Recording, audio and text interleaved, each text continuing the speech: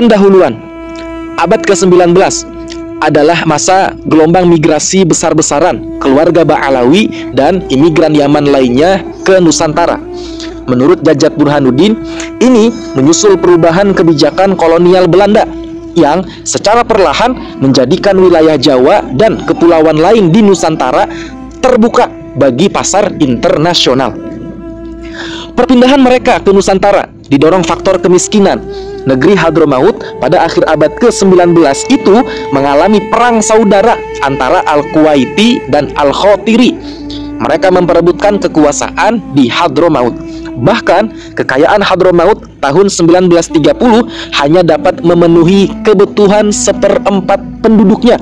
Padahal, penting dicatat, pada tahun itu 20-30% penduduk Hadramaut tinggal di berbagai negara lautan India. Di Nusantara, mereka bekerja di bidang perkebunan, karyawan pabrik, tukang kebun, kurir, dan lain-lain.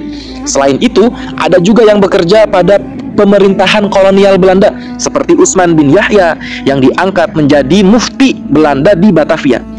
Usman pula lah yang kemudian mengalami benturan dengan ulama-ulama Banten yang merupakan murid-murid Syekh Nawawi dan Syekh Abdul Karim. Hal itu dikarenakan fatwa keagamaan Utsman tentang haramnya memberontak kepada Belanda dan mereka yang melakukannya dianggap terkena delusi agama. Fatwa itu terkait pemberontakan rakyat Banten pada tahun 1888 Masehi. Fatwa ini termaktub dalam kitab Manhaj al-Istiqomah Fiddin Bil Salamat yang dikarang oleh Utsman pada tahun 1889 Masehi. Beberapa peristiwa ini pula lah yang mengakibatkan sedikitnya keluarga Ba'alawi belakangan ini yang tinggal di Banten, berbeda dengan beberapa daerah lain di Indonesia. Menurut Jajat Burhanuddin lagi, setelah dilantik sebagai pegawai Snokhurgronje, Utsman membuat doa khusus untuk Ratu Belanda, Wilhelmina, seraya memuji sang ratu dengan menyebut Ratu Belanda itu sebagai ratu yang baik. Doa itu dibacakan tanggal 2 September 1898 di Masjid Pekojan setelah sholat Jumat. Seperti di Pulau Jawa, di Aceh juga tidak jauh berbeda. Terjadi pengkhianatan dari oknum Ba'alawi terhadap perjuangan rakyat Aceh dalam membela Belanda. Bahkan lebih mengenaskan, Van der Burg menyebutkan seorang Ba'alawi, Abdurrahman Al-Zahir, yang diberikan kedudukan tinggi di kerajaan Aceh, malah kemudian menggembosi perjuangan rakyat Aceh dari dalam. Ia yang diberikan amanah sebagai salah seorang panglima perang, kemudian malah bekerja sama dengan Belanda dengan bersedia meninggalkan pasukannya dalam gerilya asalkan mendapat gaji seumur hidup sebanyak 30.000 gulden.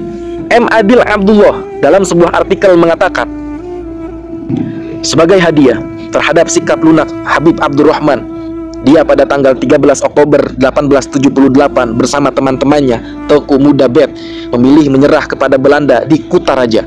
Sebagai imbalannya, Gubernur Hindia Belanda atau Indonesia, Jenderal Van Lensburg di Batavia, Jakarta, bersedia memberangkatkan Habib Abdurrahman Al-Zahir dan pengikutnya ke Jeddah dengan kapal NV Curaçao.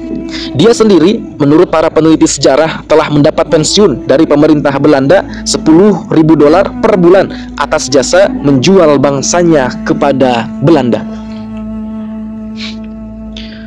Setelah kemerdekaan Indonesia tahun 1945, keluarga Ba'alawi banyak yang aktif dalam perpolitikan Indonesia. Di antaranya D.N. Aidit yang menjadi ketua Partai Komunis Indonesia PKI. Pengakuan bahwa Aidit adalah marga Ba'alawi diungkapkan oleh anak Aidit, yaitu Ilham Aidit. Aidit kemudian dihukum mati di Boyolali pada 23 November 1965 karena pengkhianatan kepada negara Indonesia. Selain Aidit, marga Ba'alawi yang menjadi anggota PKI juga adalah Ahmad Sofyan Barokbah. Ia dieksekusi mati pada 19 Januari 1974 setelah diburu angkatan bersenjata Republik Indonesia selama bertahun-tahun di Rimba, Kalimantan Barat. Seorang marga Ba'alawi di Kalimantan Timur, Fakhrul Barokbah, juga anggota PKI yang ditangkap pasca meletusnya peristiwa 1965. Marga Ba'alawi mengaku sebagai keturunan Nabi besar Muhammad Shallallahu Alaihi Wasallam yang dimulai dari datuk mereka yang bernama Alwi bin Ubaidillah. Menurut mereka, ayah Alwi, Ubaidillah, adalah anak Ahmad bin Isa. Nasab lengkap Alwi kepada Nabi Muhammad Shallallahu Alaihi Wasallam menurut mereka adalah sebagai berikut: Alwi wafat 400 Hijriah, bin Ubaidillah wafat 383 Hijriah, bin Ahmad wafat 345 Hijriah, bin Isa An-Naqib wafat 300 Hijriah, bin Muhammad Al-Naqib wafat 250 Hijriah, bin Ali Al-Uraidi wafat 210 Hijriah, bin Ja'far As-Sadiq wafat 148 Hijriah, bin Muhammad Al-Baqir wafat 114 Hijriah, bin Ali Zainal Abidin wafat 97 Hijriah, bin Sidina Husain wafat 64 Hijriah, bin Siti Fatimah Az-Zahra wafat 11 Hijriah, binti Nabi Muhammad Sallallahu Alaihi Wasallam wafat 11 Hijriah. Sayangnya, nasab seperti di atas tersebut tidak terkonfirmasi dalam kitab-kitab nasab primer yang muktabar yang diakui oleh ahli. Kesimpulan seperti itu bisa dijelaskan karena kitab-kitab nasab yang ditulis berdekatan dengan masa hidupnya Ubaidillah tidak mencatat namanya sebagai anak dari Ahmad bin Isa, sebagaimana akan penulis jelaskan di depan.